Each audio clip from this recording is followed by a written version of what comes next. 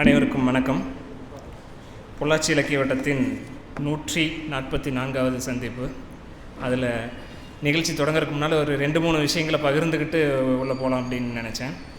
உலக புத்தக தினம் 23ஆம் தேதி கடந்தது. ஒவ்வொரு ஆண்டும் புத்தக தினத்தை முன்னிட்டு பொள்ளாச்சி இலக்கிய வட்டத்தில் பல்வேறு நிகழ்வுகள் ஏற்பாடு பண்ணுவோம். நண்பர்களுக்கு வாழ்த்து சொல்லுவோம், புத்தகங்கள் பரிசளிப்போம். இந்த முறை யாராவது நண்பர்கள் அதை முன்னெடுப்பாங்க அப்படின்னு பார்த்தோம், யாரும் எடுக்கலை. நாங்களும் வேலையாக இருந்ததுனால பண்ண முடியல. இப்போ ஒரு 2 பேருக்கு புத்தகங்கள் பரிசாக கொடுக்கலாம் அப்படின்னு நினைக்கிறேன்.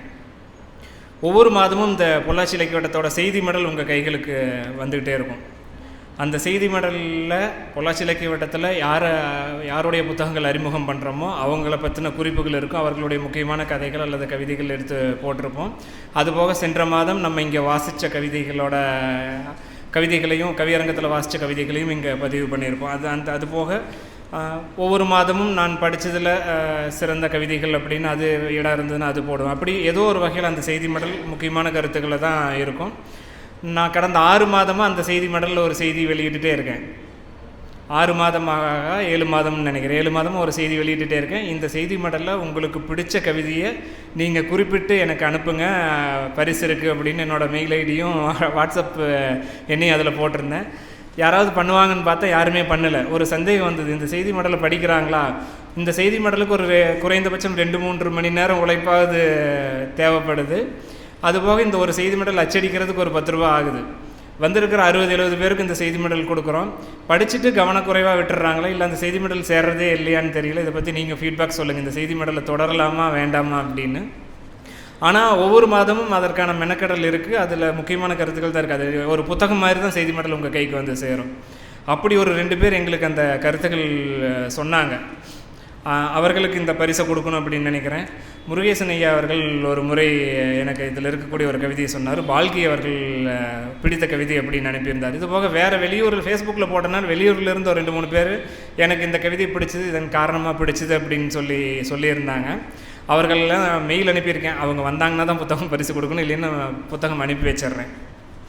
முருகேசன் ஐயா அவர்களையும் பால்கி அவர்களையும் அன்போடு மேடை கலைக்கிறேன்.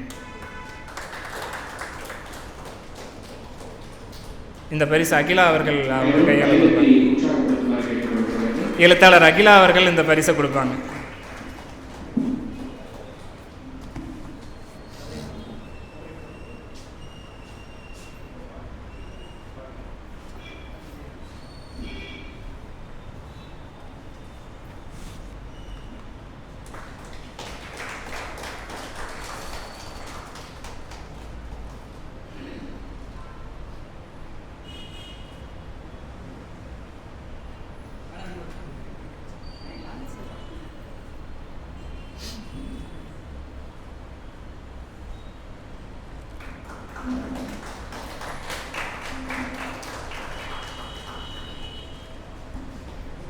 இருவருக்கும் நன்றி.